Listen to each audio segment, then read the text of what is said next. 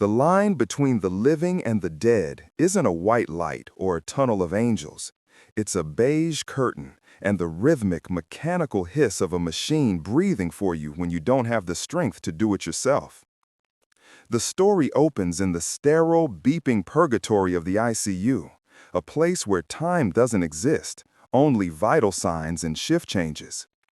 I am Marcus, 72 years old, a retired architect who spent a lifetime designing foundations that wouldn't crack under pressure, skylines that scraped the heavens, and homes that were meant to outlast the people who built them. But right now, I feel less like a creator and more like a condemned building waiting for the wrecking ball. I am recovering from a massive myocardial infarction, a heart attack that laid me flat in the middle of my rose garden 3 days ago. One minute, I was pruning the double delight tea roses, the scent of damp earth and petals filling my nose. And the next, an elephant was sitting on my chest, crushing my ribs into dust. The doctors told me I was lucky, though looking at the bruises blooming on my arms from the IV lines, I didn't feel lucky. They told me my heart stopped for 2 minutes before the paramedics revived me. 2 minutes of absolute nothingness. I am alive, but I am weak, tethered to the world by clear plastic tubes and the rhythmic whoosh of a ventilator that was removed only an hour ago, leaving my throat raw and feeling like I'd swallowed a handful of gravel. The nurse, a kind woman named Maria with gentle hands and eyes that have seen too much death, adjusts my pillows, fluffing them in a way that makes me feel like a child. "Your family is in the private waiting room down the hall, Mr. Vance," she whispers, her voice filled with a sympathy I misinterpret as genuine warmth. "They've been there all night. They refuse to leave. They're very emotional. I told them you were critical, that it was touch and go. Do you want me to bring them in?" I nod, my throat too raw to speak, a single tear leaking from the corner of my eye. I feel a surge of guilt so potent it almost stops my heart again. My son, Ethan, and his wife, Chloe, must be terrified. They must be huddled together on those uncomfortable vinyl couches, sleepless and ragged, praying to a God they rarely visit for the life of a man they sometimes find difficult. I have been hard on Ethan lately. I admit that. I have pushed him to take his job at the architectural firm seriously, to stop treating his salary like an allowance and his responsibilities like suggestions. I refused to bail him out of his latest gambling debt last month, a 5-figure sum he claimed was a bad investment but smelled distinctively of poker chips and desperation. I thought I was teaching him a lesson. I thought I was building his character, reinforcing his structural integrity. But surely, facing my mortality has washed away the petty grievances. Surely, the sight of his father intubated in gray has reminded him that we are blood. I imagine them holding hands, weeping, making bargains with the universe. Take anything, just don't take him. Maria smiles, patting my hand. "I'll go get them. You just rest, Mr. Vance." She leaves the room, her rubber-soled shoes squeaking softly on the linoleum. The silence rushes back in, heavy and antiseptic. But as the door clicks shut, a sudden, inexplicable urge grips me. It starts in my gut and spreads to my limbs, a rebellion against the weakness that binds me to this mattress. I don't want to be the invalid in the bed. I don't want them to walk in here and see me broken, tangled in wires, looking like a specimen in a jar. I don't want their first image of me to be one of defeat. I want to sit up. I want to show them I'm still the Iron Man who raised them, the man who built skyscrapers. I grit my teeth. I swing my legs over the side of the bed. The movement sends a shockwave of dizziness through my skull. My head swims, the room tilting violently to the left like a ship in a storm. Black spots dance in my vision. I gasp, clutching the mattress sheet until my knuckles turn white. But I don't stop. I reach out and grip the cold steel of the IV pole. It rattles, the bags of saline and medication swaying. I stand. My knees buckle, shaking violently, but they hold. I am shaky, wearing a thin, humiliating hospital gown that leaves my back exposed to the cold air. But I am upright. I am vertical. That counts for something. I decide to meet them halfway. I want to walk out of this room and greet them standing up. I want to tell them I'm okay before they see the machines. I shuffle to the door, dragging the machinery with me, the wheels of the pole clicking rhythmically. Click-clack, click-clack. The hallway is empty, the lights dimmed for the night shift. The nursing station is unmanned for a moment, the staff attending to a code blue on the floor below. I am alone in the corridor. It feels endless, a tunnel of beige walls and hand sanitizer dispensers. I can hear voices drifting from the private family lounge at the end of the corridor. The door is cracked open, spilling a wedge of yellow light onto the floor tiles. I push myself forward, one agonizing step at a time. I expect hushed whispers. I expect the ragged breathing of people trying to contain their sobs. I expect the silence of prayer. Instead, I hear laughter. It is a sharp, jagged sound. It cuts through the sterile air like a serrated knife. I know that laugh. It is Chloe's laugh. It is the laugh she uses when she's had 3 glasses of Chardonnay and is making fun of a waiter. I freeze, leaning heavily against the cold wall to keep from collapsing. Confusion wars with the pain in my chest. Maybe it's hysterical laughter? Maybe they are delirious with grief. I inch closer to the open door of the waiting room. I can see them through the crack in the doorframe. They aren't huddled in prayer. They aren't holding each other. Ethan is reclining on the faux leather sofa, his feet up on the coffee table, his shoes resting on a stack of magazines. He looks relaxed. He looks bored. Chloe is sitting in the armchair across from him, scrolling on her iPad, the blue light illuminating her face. She is showing him something on the screen, tapping the glass with a manicured fingernail.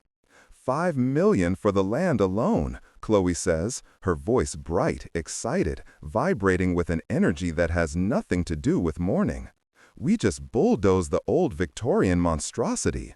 Who cares about the woodwork? It's the zip code they want. I stop breathing. The air in my lungs turns to stone.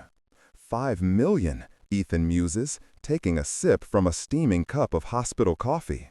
He closes his eyes, savoring the number. That clears my marker with the Vegas guys by Tuesday, and it leaves us enough for the boat, the 45-footer. And the debts, Chloe adds. Don't forget the credit cards, Ethan. God, I hope the old man doesn't pull through, Ethan says, staring at the ceiling tiles. If he wakes up, if he pulls another miracle recovery, we're back to begging for scraps. The doctor said he flatlined, Chloe reassures him, waving her hand dismissively. He was dead for 2 minutes, Ethan. Even if he wakes up, he'll be a vegetable.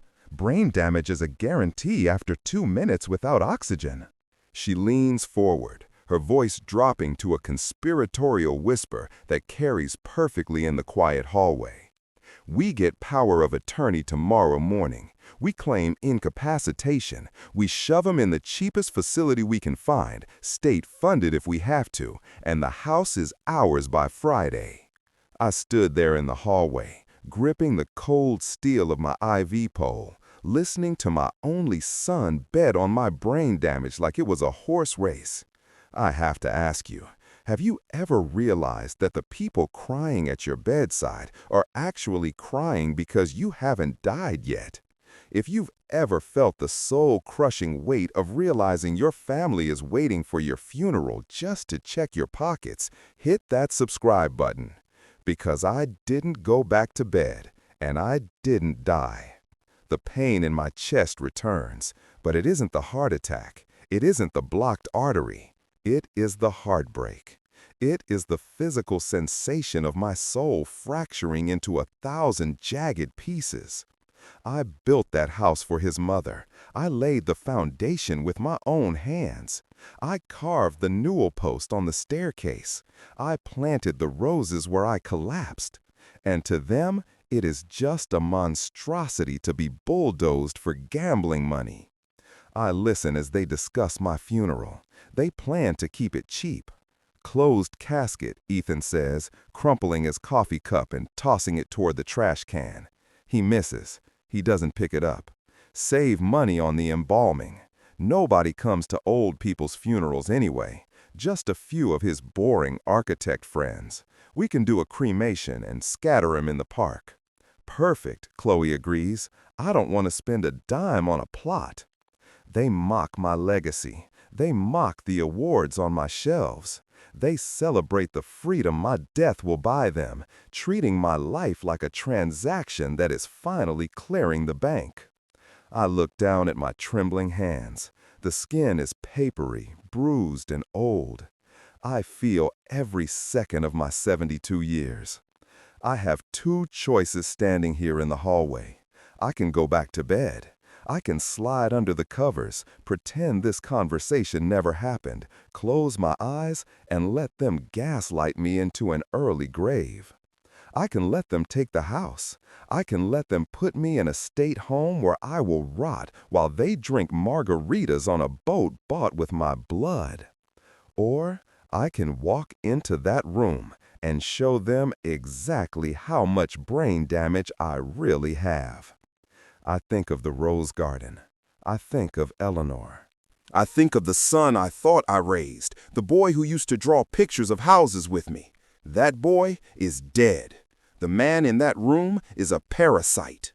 I straighten my spine. I feel the vertebrae click into place, a structural alignment I haven't felt in years. I wipe the cold sweat from my forehead with the back of my hand. I look at the monitor leads taped to my chest. They are monitoring a heart that is supposedly weak, but right now it is beating with a rhythm of pure, unadulterated rage. It is a drumbeat of war. I reach up. I disconnect the heart monitor lead from my chest. Snap. I silence the remote alarm at the nurse's station by hitting the standby button on the portable unit attached to my pole, a trick I learned from my roommate during my last stay. No one comes running, not yet.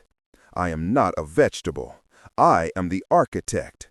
I know how to build things, and more importantly, I know exactly where the load-bearing walls are, and I am about to demolish their entire world. I take a breath. It hurts, but it clears my head. I push the IV pole forward. The wheels squeak. I step toward the light. A dead man walking is a terrifying sight, not because he is a monster, but because he is a witness. The air in the private waiting room was warm, almost tropical, suffocatingly thick with the smell of stale coffee, vending machine chocolate, and unearned victory. It was the scent of a casino at 4 a.m., desperate and dirty, masked by cheap perfume. Ethan and Chloe were so absorbed in the Zillow listing on the iPad, already picking out which trees to cut down on my property to improve the curb appeal for a quick flip. They didn't hear the soft squeak of my IV pole wheels on the linoleum. They didn't hear the shuffle of my bare feet, cold against the floor. They were too busy spending money that still technically belonged to a living man. I stood in the doorway for a full 10 seconds, watching them. I was a ghost haunting his own wake, observing the mourners who were actually celebrants. I watched the way Ethan relaxed his shoulders, the tension of his gambling debts melting away with the fantasy of my death. I watched Chloe smirk as she zoomed in on the satellite view of my rose garden, plotting to replace it with sod. "Babe, look," Ethan chuckles, pointing at the screen with a finger that has never known a callus, a finger that has only ever swiped credit cards and rolled dice. "We can sell his vintage watch collection, too. That Patek Philippe he wears? The one he says is an heirloom and keeps in the safe? I looked it up. It's worth 50 grand easy. He never let you wear it," Chloe says, shaking her head, her voice dripping with disdain. "So selfish." "Ethan," I say. My voice is a rasp, dry as dead leaves, scratching against the raw tissue of my throat. It sounds broken, weak, but it cuts through the room like a guillotine blade dropping into the basket. Ethan jumps so hard he spills hot coffee all over his lap. He yelps, scrambling to stand up, knocking his knees against the low coffee table. Chloe screams, a short, sharp shriek of genuine terror, and drops the iPad. It clatters to the floor, landing face down.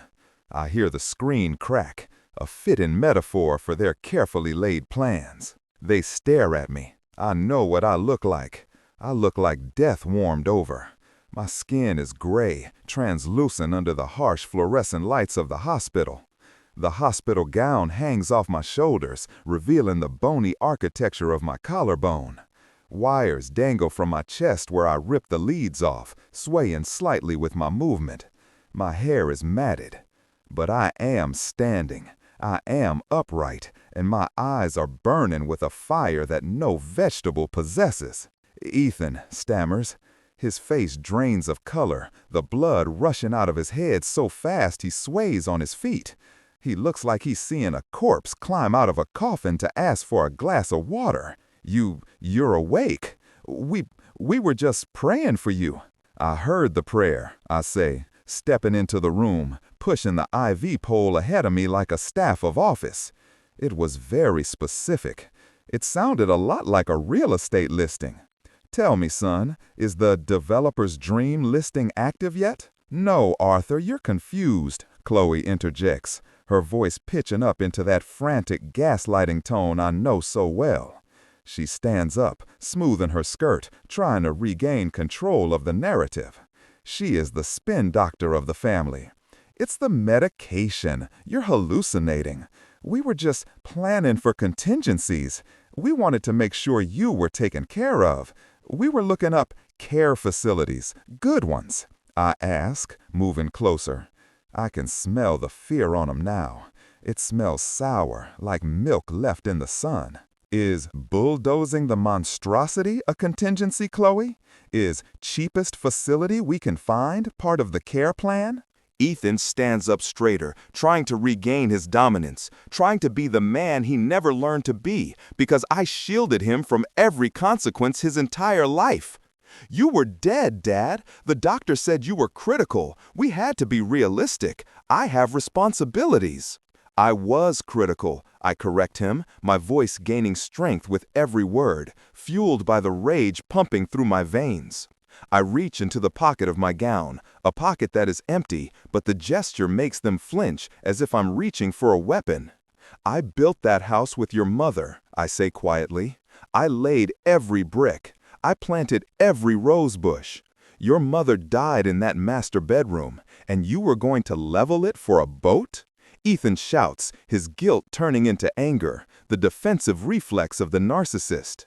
And you're old. You don't need it. You rattle around in there like a ghost anyway. I have debts, Dad, real debts. They're going to kill me if I don't pay. You have millions sitting in dirt and wood, and you won't help your own son? I helped you, I say, my voice steady. I paid for your college that you barely attended. I paid for your first wedding to that girl you cheated on. I paid for your rehab. I paid off your first 3 markers. I helped you until helping you became hurting you. I stopped paying because I wanted you to become a man. The door behind me opens. Ethan looks up, hope flashing in his eyes. He thinks it's the nurse. He thinks Maria is coming to sedate the crazy old man and put him back in bed where he belongs. It isn't the nurse. It is Mr. Sterling, my attorney. I had called him from the emergency phone in the ICU room when I first woke up, 5 minutes before I walked down the hall. I told him to meet me here. I told him it was urgent. I told him to bring the briefcase. Sterling is a man who sleeps in his suit. He was in the building visiting another client on the 4th floor. Sterling enters, looking sharp in his charcoal suit, a stark contrast to my hospital gown. He looks at Ethan, then at me. He sees the spilled coffee. He sees the cracked iPad. He reads the room instantly. Mr. Vance, Sterling nods, respectful as always. I am, I say. Sterling walks to the coffee table. He pushes aside Ethan's spilled coffee with the edge of his briefcase and sets it down. The click of the latches opening is loud in the silent room. Click, click. Chloe asks, her voice trembling. This, I say, gesturing to the thick stack of documents Sterling produces, is the living trust you were so eager to get your hands on. Except Mr. Sterling and I made some adjustments while I was in the cardiac unit last month. I had a feeling my heart was giving out. I look at Ethan. I knew about the gambling, son. I knew about the sharks. I wasn't blind. I was going to give you a stipend, a safety net. I pick up the pen Sterling offers. My hand shakes, the tremor of the trauma still running through my nerves, but I force the tip to the paper. The signature is firm. Marcus Vance. I am activating the bad boy clause, I announce, looking up at them. Effective immediately, the estate is liquidated into a charitable trust for architectural preservation. The house is donated to the Historical Society. It cannot be sold, it cannot be demolished. Ethan screams, lunging forward. Sterling steps in between us, his face calm, his body blocking my son. He just did, Sterling says. Chloe asks, her voice small, a whisper of pure greed dying in the air. Gone, I say, donated. Every cent goes to the trust. You wanted to start fresh, Ethan? You wanted a clean slate? Here's your chance. You have zero. You have no safety net. You have no inheritance. I hand the pen back to Sterling. I suggest you leave, I say. I turn back to the door. The adrenaline is fading now, leaving me hollowed out and exhausted. My knees are weak. I sway slightly, and Sterling puts a hand on my elbow to steady me. But my heart feels lighter than it has in years. The heavy weight of worrying about them, of trying to save them from themselves, is gone. The anchor has been cut. I call out into the hallway. Maria comes running, her face pale. Mr. Vance. I know, Maria, I say, leaning on the IV pole. I'm ready to go back to bed now. I leave them in the waiting room. I leave them with their cracked iPad and their spilled coffee and their insurmountable debts. They are crying now, screaming at each other, blaming one another for the greed that cost them everything. I hear Chloe shouting about the boat. I hear Ethan sobbing. I walk back down the hall. The squeak of the wheels is the only sound I acknowledge. I get back into my bed. Maria hooks the monitor back up. Beep, beep, beep. The rhythm is steady, strong. I close my eyes, and for the first time in a decade, I sleep soundly, knowing that the vultures have starved and the lion is still awake.